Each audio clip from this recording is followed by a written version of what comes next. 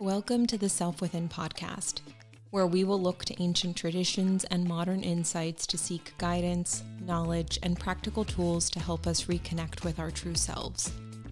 Join me, your host, as we explore various topics from mindfulness and meditation to energy healing, astrology, and much more. We'll hear from experts and everyday individuals to explore the connections that exist between mind, body, and spirit, and how we can use them for personal growth. To learn more about how to work with me, visit nunatherapy.com or follow me on social media at nunatherapy. Welcome, everyone. I'm your host, Annabelle, and in today's episode, we are going to be talking about limiting beliefs and how to overcome them. Now, one of the techniques that we will dive into and learn more about is PSYCH-K. And this is a technique that was developed in the late 1980s and really has gained popularity as an effective method for rewriting the subconscious mind. And I am very happy that today we are joined by Paula Chairmonte, who is a preferred PSYCH-K facilitator, and she will shed more light for us on this topic. So welcome to the show, Paula. Thank you, Annabelle. I'm so happy to be here. Thank you for inviting me. Yes, it's so great to have you. To start off, I'd love to learn more about you, your background, how you got into this space. Sure, thanks. I'd love to share it. It's been quite the journey. So PSYCH-K is really what I consider my encore career. I've had several other robust careers over the decades, and they've all eventually led me to this. But I began my transition from my former career. Originally, I trained as a research librarian and actually was an artist straight out of college. I was a senior research analyst in public health and a management consultant as well to nonprofits. But I came to PSYCH-K back in 2011 after experiencing severe trauma, which had really overwhelmed me. I really had no clue of how to recover from this unfortunate trauma and tried everything. All the classic deep change techniques, rapid eye movement, tapping, you name it, classic psychotherapy, and they all have their merits. However, I wasn't really improving. And so I had to search ever more deeply. One day I came across PSYCH-K, Rob Williams, Bruce Lipton. Bruce Lipton I'd heard of, Rob Williams I hadn't, PSYCH-K I just had no idea what it was. And I just took a plunge. I went to an extensive training and it really helped me. And I was like, oh my gosh, what is this neuroplasticity, brainwave re-regulation, aspects of the mind, muscle testing, psychological kinesiology, epigenetics? It was like a crash course, even though I have a master's degree. I mean, I have 3 academic degrees and a publication record, but it just was out of my scope of experience. But happily, it was a fortuitous recovery process.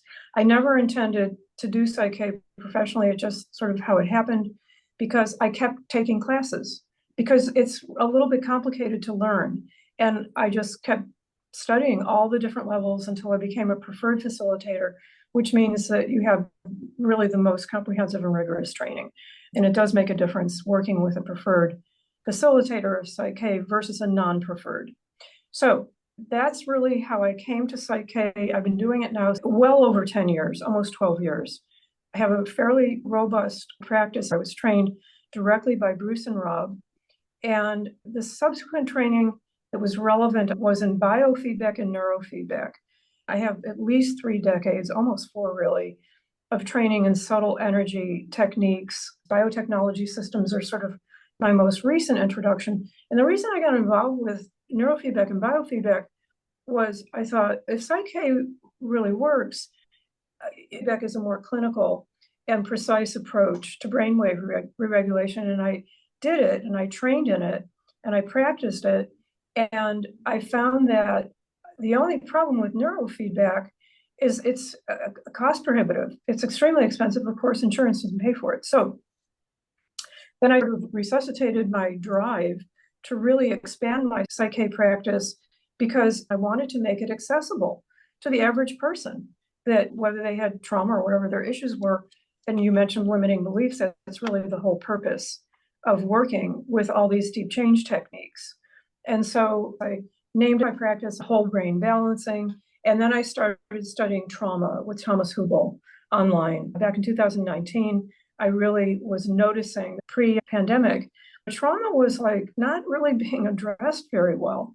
And then I got into DNA activation, and those are the three components of my practice. So that's like a whole enchilada. It's the big picture on how I have crafted a practice that encompasses not only PSYCH-K, but also trauma healing and DNA activation, which is really addressing the ancestral roots, which are typically the roots of our trauma. So there are so many things that you mentioned and that you do within your practice, right? And so for those that have never heard of PSYCH-K or neuro or biofeedback, can you tell us a little bit more about what is it? How does it work? Yeah. Why would someone want to seek some of these methods? Yes, exactly. The first name I'll mention is Bruce Lipton. Most people are exposed to PSYCH-K, or I always say PSYCH-K is going to find you when your frequency hits that point. It's been around since 1988. It's just beginning to get some traction because of the times we live in, right? Bruce Lipton has been PSYCH-K's greatest champion. It completely changed his life. It enabled him to overcome writer's block, essentially. That was his big challenge. And so whether you're on YouTube or reading a book or whatever, if you find PSYCH-K, I would say 9 out of 10 times, it's because you found Bruce Lipton promoting it. And because he had such a dramatic life change from it. And who's more credible than Bruce Lipton? I mean, he was the father, invented epigenetics in the 1970s, many decades before it's become popular. And he's proven through his own life that theory of epigenetics, it's not our DNA that's controlling our biology and beliefs. It's really our beliefs, but most specifically our subconscious beliefs, because the subconscious aspect of the mind motivates or controls upwards of 95% of what we really do. It's the bottom of the iceberg, so to speak. Our conscious mind is about 5% or less. And we also work with the superconscious mind when we're working with PSYCH-K. So there are two very critical and fundamental pieces or components of the PSYCH-K experience that I'd like to share briefly. One of them, I just mentioned, working with the three aspects of the mind simultaneously. So PSYCH-K works precisely with the hemispheres of the brain, and we call this bilateral equilibrium, where the objective is to simultaneously couple working with the three aspects of the mind, especially the subconscious mind, where this programming from childhood lodges all of these self-limiting beliefs that we outgrow by the time we become adults. It's like basic subconscious hygiene, the way we take care of our cars, our computers. We have to learn that we can take responsibility and learn about the hygiene that are the three aspects of our mind. Most people are pretty smart today. I mean, the internet has made us all smart, right? You don't have to go to the library anymore. You just Google something. So most people understand the brain is an extremely complex organism, and it has two hemispheres. There's a left hemisphere and the right hemisphere, and they're responsible for very different functions. They're almost like the yin and yang of our behaviors. And we don't need to get all technical about it. All we want to know is this: if we're having stress and trauma, our brain waves become dysregulated, meaning that the hemispheres of our brain become slightly imbalanced. The effect of trauma is that it lodges in the brain. And so we need a technique to re-regulate dysregulated brain waves so that the hemispheres of the brain are balanced again. It's a very oversimplified explanation, but I think really anyone can sort of understand that, because the right brain is the emotional, the intuitive brain. The left brain is the more rational, analytical brain. And I'll digress momentarily to make a very important point. Owing to the stress and trauma that is so endemic in the whole world today, people are really suffering, unfortunately, like never before. There is a mental health crisis globally that is staggering. The traditional approaches to mental health are inadequate. We need new and more effective approaches that treat the whole person holistically, body, mind, brain, spirit, not just the mouth talking at the conscious level of mind. There is a place for talk therapy. It's very helpful. And in fact, the style of positive psychology that PSYCH-K reflects is called cognitive behavioral therapy, CBT. It's a very common type of psychotherapy that many therapists use. And they bring an approach that's very similar to the approach we use with PSYCH-K. We look at your beliefs. What are the beliefs that are self-limiting, usually from childhood? How do you want to change them? And we address and we reinforce the positive aspect of them. The way that we do it is we use several different facets of technology, muscle testing to calibrate the electrical signals from the nervous system, a very specific type of muscle testing borrowed from NLP that PSYCH-K uses. There are dozens of different types of muscle testing. PSYCH-K uses a very specific, precise method of muscle testing. Because this is what people are always wondering. And I like to keep the big picture, brain and mind. It's really the marriage of working with the brain and the mind. Sometimes people wonder, what does that mean? Psychological, K stands for kinesiology. So just like you would go to a chiropractor, it's so common today. Lots of them use muscle testing or kinesiology. They'll manipulate your muscles to see where the adjustment needs to be performed very precisely. We do the same thing, not working so much with the body, but working more with the psyche, the emotions, working very directly with these self-limiting beliefs to transform them. It's a very deep subconscious change process to transform them into the positive aspect, utilizing this brainwave re-regulation, balancing the hemispheres of the brain, in addition to enabling the subconscious and the conscious mind to communicate much more easily than they normally do. Because the function of the subconscious mind is to act as a gatekeeper. Once that conditioning occurs in childhood up to about age 7, and it's not just birth, it's pre-birth, it's prenatal. We pick up all kinds of things from mother prenatally. So the first 8 years, really, roughly, a child is literally programmed. And in order to shift those programs that usually aren't going to be applicable in adulthood, we need a technique that has precision, even though it's a subtle energy technique. The most important aspect of subtle energy techniques is the degree of their precision. One other quick point I want to make. With the whole brain state, I digress for a moment. There are two very notable luminaries today these are scientists. One is a neuroanatomist, Dr. Jill Bolte Taylor. She published a book a couple years ago called Whole Brain Living. I recommend your listeners read it.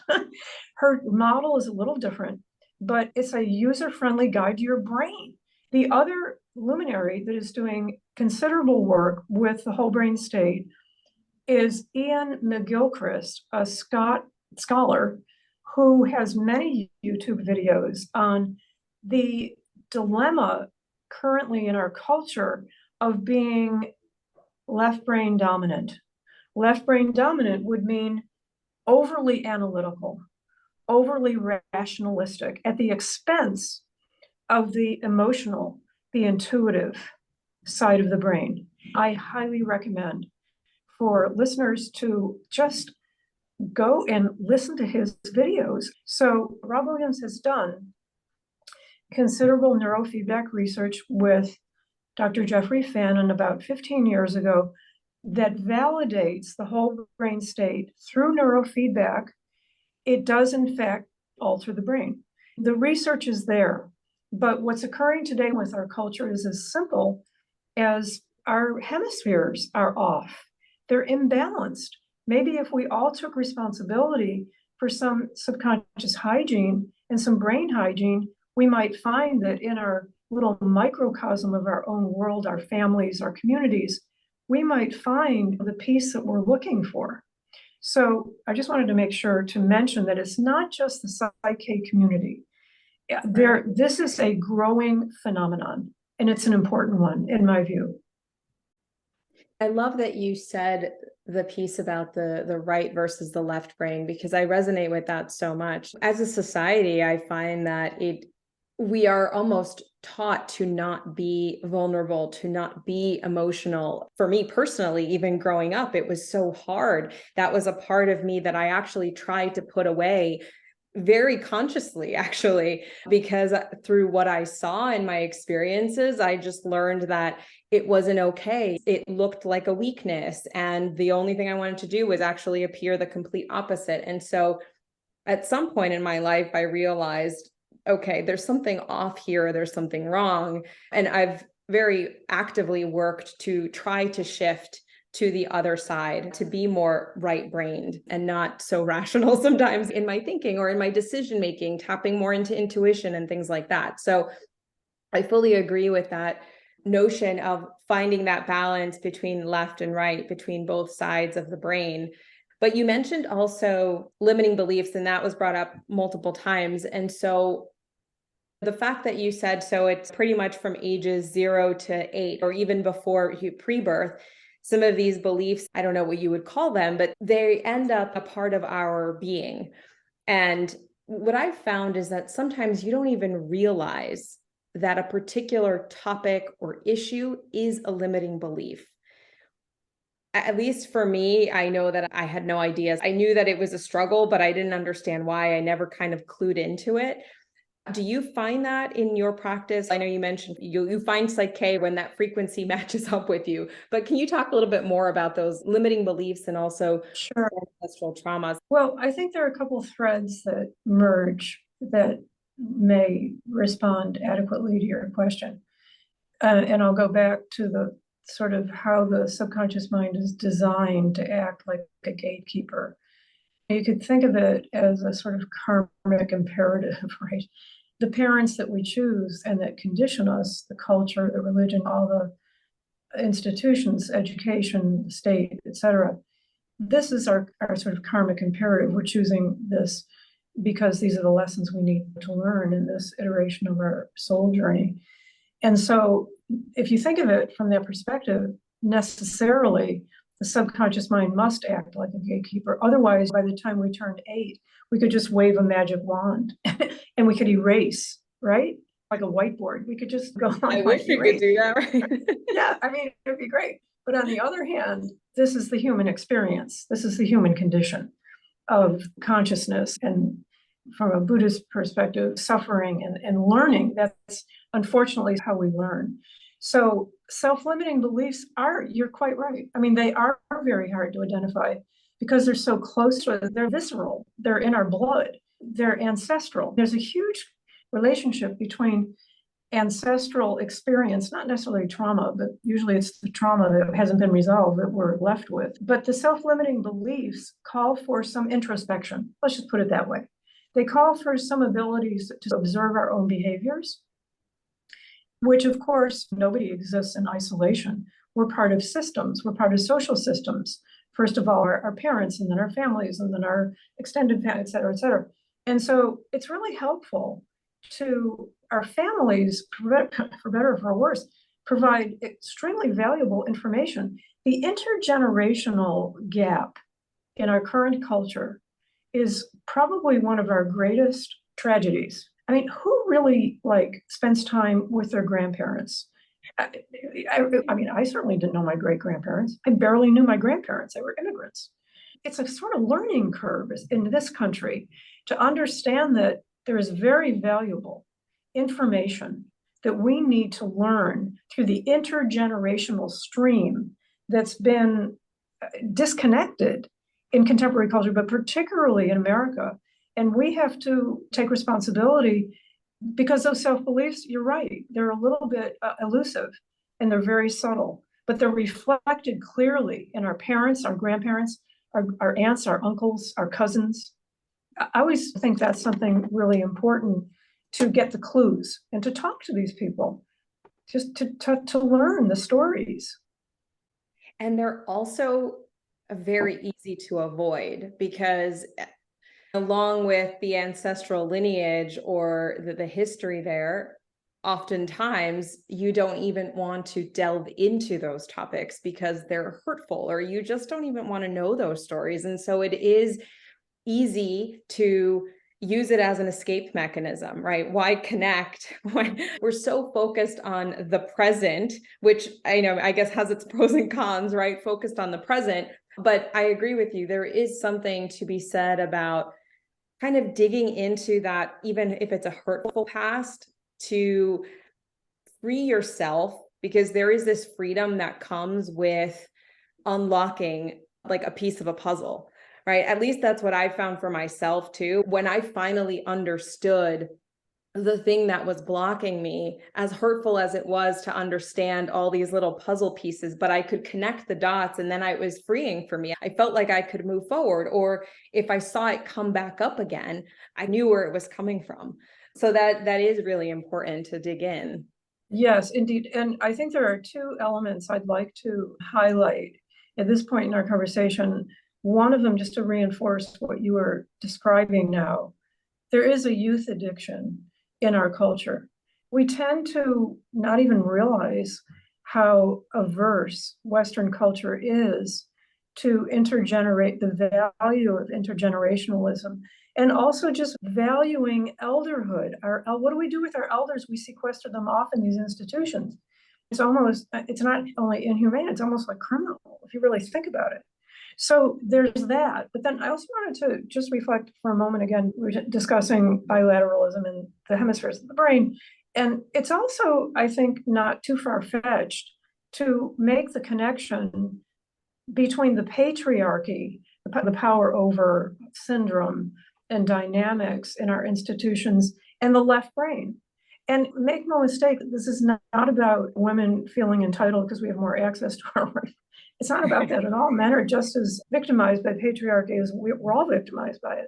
But it's an imperative, I think, to understand, and Ian McGilchrist gets into this a little bit in his work, that the right brain is really the yin. It's the feminine, the intuitive and the emotional. The left brain is really the yang. It's the masculine, analytical and logical.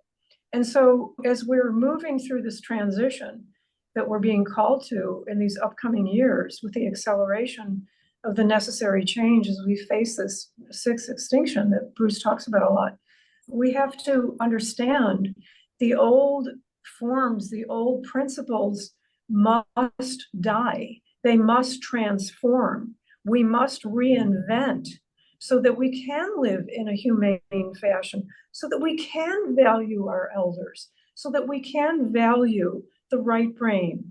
And in fact, some of these experts in left-right brain dichotomy actually posit that it's the right brain that is superior. And I won't get into the details, but it is the right brain that has the fluidity, that understands subtlety, whereas the left brain has rigidity, thinks in black and white terms. So I just wanted to throw out those principles because it's important to understand that if we look at these issues from a kind of a bird's eye view or a larger perspective, they become a little more manageable. It's not just me and my problems in my life. It's my community. It's my culture that we want to reinvent, that we want to refine. We want to create just a more user-friendly approach to life. And so we go back to the whole brain state and finding that balance. You mentioned also muscle testing, and I know you've talked about there being dozens of different ways, and I know that I've also seen online different ways to tap into your subconscious, and people do it with pendulums, and there are other ways that I've seen on social media. So is there a difference, or maybe is there a right one to use? Can you do it to yourself? It's a very common question because muscle testing actually is a really important component of the technology of change. We don't talk. That's the big difference between psych. It's a nonverbal approach. It's like transpersonal psychology, really. It doesn't really use verbalization that much. We use the muscle testing to obtain responses to statements. And it's either yes or no. It's a binary system. And so there are dozens of different approaches to muscle testing. There is a particular style of muscle testing we use in PSYCH-K that is borrowed from neuro-linguistic programming, NLP. We keep the chin level with the floor and the eyes are cast down. That's basically it. And we use the entire arm rather than just fingers. And this, the reason is because it accesses a particular part of the brain, eyes connected to the optic nerve connected to the brain, that kind of thing. The other helpful tip regarding muscle testing, it's really best to have somebody else do it because there's a subjective factor. We just have subjectivity with certain things, unless you're just going to the grocery store and testing vitamins and placing them on your chest and seeing, that's different. I tried that. Yeah, we all do, right? I mean, yeah. And sometimes it works and sometimes it doesn't. I mean, it just depends. But the subjectivity factor really is a sort of mandate for having somebody else do the muscle testing. And a lot of times people ask, well, do you do your balancing on your own? Well, yeah, we all do. I mean, most facilitators and teachers, but it really is better to have somebody else do the muscle testing. I agree, because even when I've tried to do my own muscle testing, it's hard to completely clear your mind of a specific feeling that you might have around a question. As hard as you try, it's there, it's lingering in the background, and you never truly know if it's gone. So I fully agree with you. It is better to have someone else do it. But I guess in a pinch, if I'm going to test my vitamins, maybe I'll do it. Yes, but there's one other facet, Annabelle, I'd like to mention. With the muscle testing, another very common question that prospective PSYCH-K people query is, how can you do this remotely online? But the way that we do the muscle testing online, and I personally prefer to do muscle testing remotely online because it's quicker, but the point is that we work in the quantum field. And the quantum field is just a consciousness where time and space are not quite as discernible. And so when we're working in the quantum field, really with anything, not just with PSYCH-K, we can make that connection through a particular process we use in PSYCH-K. It's called surrogation. It's a particular aspect of the technology, just demonstrating there are just many facets of this modality. But it's something that I always like to explain that, yeah, we can work in the quantum field remotely online. You don't necessarily have to have an in-person session. Thank you for mentioning that. So going back to just the whole brain state and also some of the other things that you talked about earlier on, which is the DNA activation, trauma healing. Tell me a little bit more about that. I know that's all a part of your whole brain balancing practice and how that really links with the other work that you're doing. Mm-hmm. So trauma healing, just a quick stat, over 2/3 of all adults have experienced trauma, often in childhood, adversely affecting health in later life. Dr. Gabor Mate has proven this. He's becoming very popular, proving that health issues in later life have a direct connection to trauma in early life. Attachment style as an infant, as a newborn, is the imprint that we receive from our usually mother, primary caretaker, that really sort of determines everything.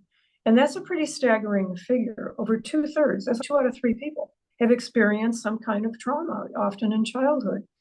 And so there are 3 types of trauma. There's individual trauma, there's ancestral or intergenerational trauma, and there's collective trauma. The entire planet is all too familiar with collective trauma from the pandemic. I mean, we're not wearing masks anymore, but we're still in a PTSD state. And some of us have, depending on your circumstances, probably experienced complex PTSD during the COVID years. So just collective trauma alone is something really staggering to think about. Trauma just fragments our relationships, basically. And the best way really to work with trauma is non-verbally.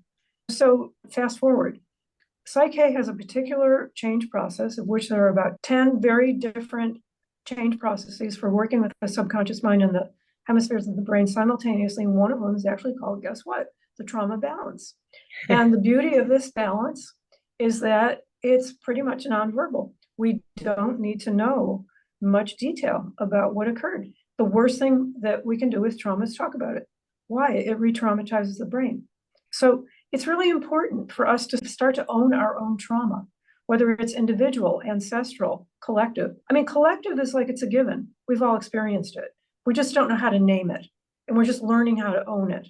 And then in terms of DNA activation, I fell into that, and I'm still studying it on a much deeper level currently, because what I learned about DNA activation is that, first of all, there are a couple of the balances, the change processes in PSYCH-K, that do impact us at the cellular level. Now, I won't argue whether it's actually the DNA that changes, because that's probably an overstatement.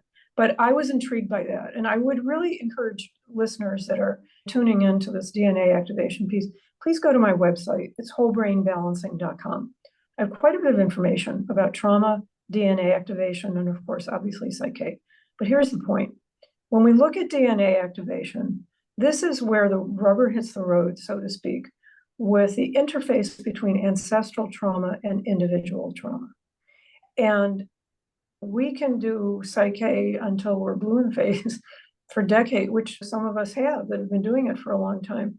But at some point, we want to start working at the cellular level on a different frequency, with a different method, with sacred geometry, with color frequencies. This is not PSYCH-K. This is different, right? This is a much more advanced type of technology, and we're moving into it, and we're receiving it, and we're going to receive it much more quickly as we move through these next couple of years.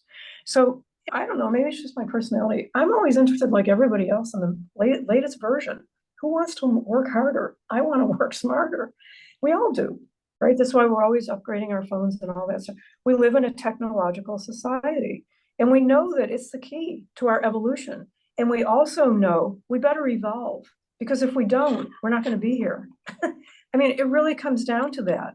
So there's a certain urgency, actually, that exists among those of us that are really concerned about humanity and that are really concerned about our own happiness. We know we had maybe a traumatic childhood, or wasn't so great, or whatever. We know that we now have the tools. We just go back in and rectify it. We mitigate it. We don't blame our parents. It's not about our parents anymore. It's not. It's about us owning where the pain and suffering is, and using these advanced technologies because they're so accessible. PSYCH-K is very affordable, especially compared to neurofeedback. Well, you're right. We have the control, and we have that ability, at least within ourselves, to make the change happen. It does take that initial, what you would call it, a spark, or that catalyst, or something that really drives someone to say, okay, now is the time for me to do it, right? Again, the easy way out is blaming, is kind of going down that route. But then when you really realize that you are in control of how you want your life to move forward, and that you have the tools and you have that ability, then things can happen. And it's a journey, right? It's not an overnight thing. It's not a one session type of deal. It does take time. And I always think of it as having lots of different tools that you acquire over years, and you put them in your toolbox. And PSYCH-K is one. And we talked about psychotherapy earlier, right? All of these get you to a certain point until you realize you need something else. And that was my journey. I did my psychotherapy. I realized that was only getting me so far. And I just knew I needed something. I didn't even know what that something else was, but I figured it out. I went online and I started Googling. It sounded similar to your journey. You somehow just fell into these things. And I think that's the right thing. It happens when we are meant to find these things. The universe somehow brings them to us. Yeah. Well, I think the best motivator is desperation, as raw as that sounds. And like, we sure have desperation omnipresent in these times. But sometimes we just absolutely have to change our lives. We know that we're so miserable, so unproductive, so unhappy, and we don't know why. And I'll also add that it's really the subconscious mind, which, by the way, is connected to the right brain, intuitive, emotional. It's really when we work with these newer technologies that optimize the subconscious aspect of the mind that accounts for 95% of what actually motivates us, that's formed in childhood, that acts like all those characteristics I talked about, like a gatekeeper, once we really start to learn, it's not hard. Once you delve into it, we just want to select most advanced current modality. EMDR, rapid eye movement, lots of psychotherapists use it. Some people benefit. I personally didn't. It didn't help me. Some people it really helps. So tapping, all these, even body talk, whatever it is. So as you said, you have to kind of experiment and be open-minded and trust your instincts, trust your intuition. What is speaking to my body? These are very body-centric modalities, which of course in Western culture, we sort of cut everything off at the neck. Right? But it's our bodies that have all the wisdom. So there's another thing that you're working on, Paula, which is a TV series called Cosmos and Ethos. And I know that you're essentially bringing all of this wisdom and learning and insights that you've collected also over the years, and you're bringing it into this series that you recently launched, right? Maybe you can tell us a little bit more about that. Thank you. Yeah, I really appreciate your asking about it. It just started last month. It's a 24-show series. It's on Bold Brave TV. We download the live shows every Friday. It's on from 3 to 4 p.m. And this is a series that really sprang from my understanding of our evolutionary imperative to really advance and accelerate our collective evolution of higher consciousness. I mean, that's sort of in a nutshell. What this series features incredible speakers on just a plethora of topics. But the real kind of impetus behind my formulating it was that we know that these correlations exist between the macrocosm, which is the cosmos, the universe, and the microcosm, which is the ethos part, which is basically just humanity's cultural patterns. And so I pondered this for a while, and I thought, why can't we learn with this humanity's ethos? If we're struggling to redefine it, clarify, rarefy it, why can't we just look to the cosmos, to nature that has this implicit wisdom, and begin to reflect from the cosmos our humanity's ethos? And so this order and harmony in the universe reflected in our culture's collective character, I thought that kind of makes sense to me. It's like two reins on a horse. You're riding and you have to hold both of them and you have to sort of balance. And so regenerating personal and collective resilience is really the mission of the series. And we're presenting practical solutions to contemporary challenges from global thought leaders. So there are some extraordinary diverse speakers. We're going to have Connie Zweig, who's a really well-known author on this topic of both the shadow and of elderhood. We've had some just Lynn McTaggart, Christoph Melchizedek, Jim Grapek. I mean, there's just going to be some extraordinary speakers. And I'm so excited to share this with those of us that are really starting to feel, even post-pandemic, just glimmers of optimism. That if we just create community, if we just hold the vision, if we just learn to reflect this implicit harmony and order that's in the cosmos down here on this little planet, this beautiful garden planet, maybe we're onto something. Maybe we're doing something right. Right? And that's why I took this on. I mean, it's really been incredibly laborious, and it's completely out of my league. I'm a hardcore introvert. It's been really painful to be broadcast live on air, but it's mostly I highlight the speakers and I just interview them or host them, just like you do graciously with your podcast. So yeah, I just encourage people, again, Bold Brave TV is the network, and it reaches millions of subscribers. It's on all the major platforms, both video and audio. And if you don't catch it Fridays 3 to 4 US Eastern, you can always just go to YouTube, download it a couple hours after. And it's just called Cosmos and Ethos. That's the name of the series. Love it. Thank you for sharing that. And yes, I've already listened to a few episodes and they are awesome. So I would also encourage people to listen if they're interested in the topic and interested in learning more. You mentioned one of the things that just struck me was practical things that people can do with a lot of these topics that we've been talking about. What would you say would be something practical or something that individuals can do on their own. And I know we talked about so many things and different techniques and technologies, but really when it comes to self-realization, that shifting out of their own beliefs, anything that you might recommend or highlight for individuals?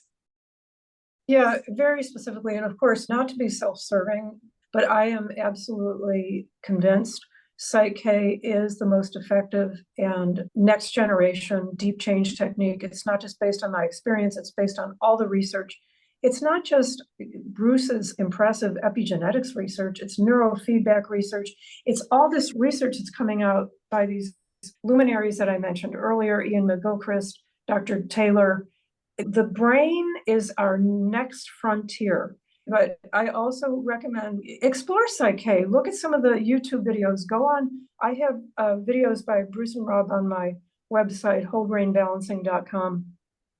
Learn about how easy it is to work with this particular modality using the subconscious mind, working with the hemispheres of the brain.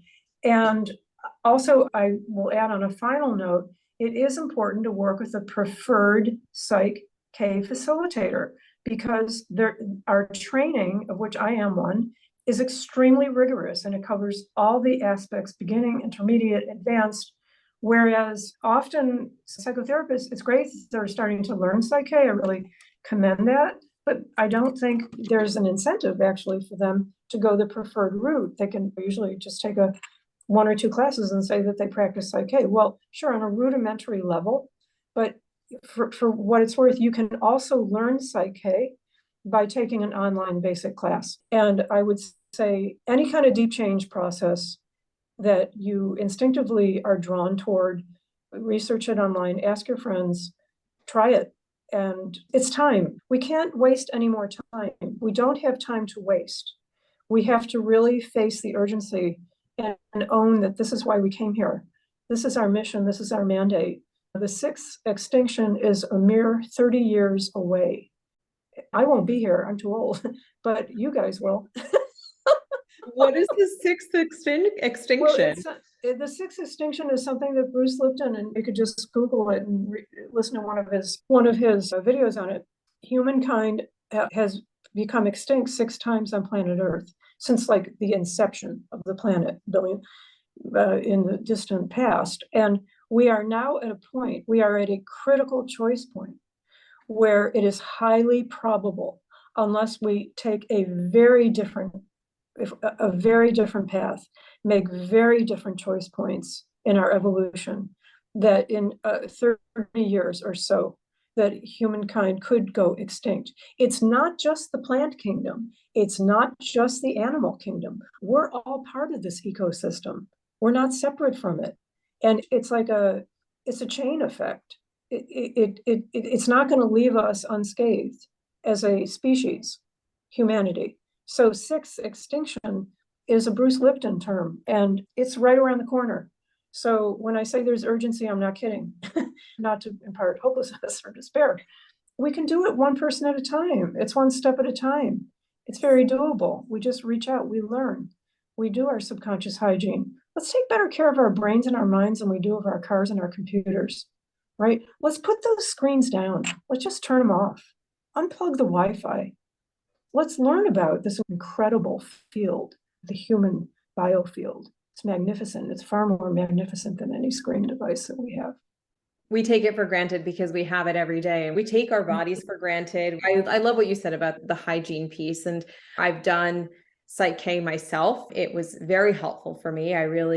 It brought me to my next level. And when I did it, it was a great experience. I uncovered a part of a limiting belief that I didn't even realize I had. And then the more work that I did afterwards, this limiting belief kept coming up time and time again. So the universe was literally screaming at me. It was like, you can't actually ignore this anymore. And at some point, you just have to do the work. So I can obviously, as a testament to PSYCH-K, say that it helped me. So Paula, any last final words before we sign off, or anything else that you wanted to mention? Well, it just occurred to me in this televised series, Cosmos and Ethos, that launched in July on Bold Brave TV network, Duccio Locati is the international director of PSYCH-K.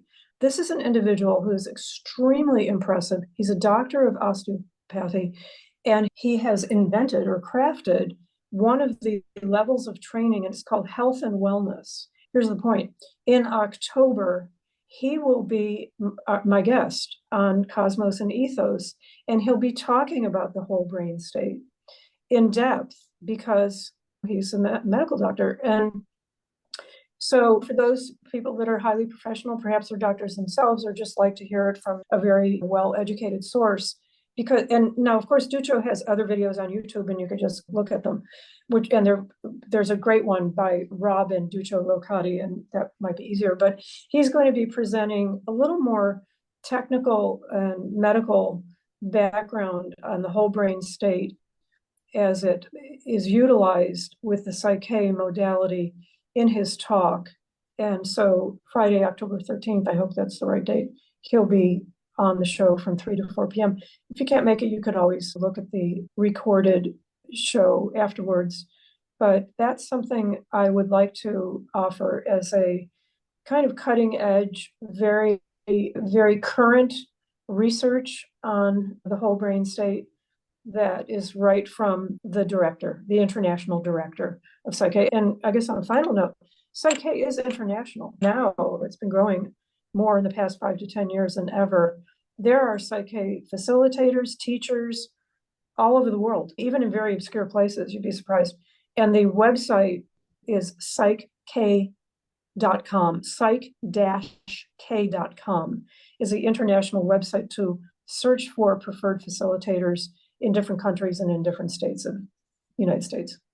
Thank you, Paula. That's awesome. And I can also include the links in our show notes. But I truly want to thank you for joining today and for sharing all of your insights with us on this particular topic, especially with limiting beliefs and knowing that we all carry some type of a limiting belief. And I think it's one kind of knowing when it's your time to begin to access that and to begin to work with it. I think the other piece of it is figuring out what really resonates with you, tapping into your intuition, right? It's just like medicine that we would get from a doctor. Not all of it will resonate with our body or will work for us. So it's really finding the thing that works for you. And also knowing that it's not just one modality or one technique. It is really about a collection of these different techniques that we will find and acquire over time to help us overcome traumas and challenges and limiting beliefs to really get to that whole brain balanced state that we've been talking so much about today. So I really want to thank our listeners for joining, and stay tuned for future episodes. Annabelle, and I just want to thank you so much for including me in your podcast. I really commend your kind of pushing the envelope on some of these areas that are a little edgy, a little out there. But this is what, we want to inform people about, because it's not really that mainstream, but it's also not that crazy. I mean, it's just maybe you haven't heard about it, right? Maybe it's not so well known, but it's a kind of innovative. It's where the innovative edge starts. Thank you so sincerely for this wonderful conversation. I've really enjoyed it. Thank you so much, Paula. Thank you for listening. If you're interested in becoming a client and working with me, visit me at nunatherapy.com or follow me on social media at nunatherapy for regular content and inspiration. Until next time.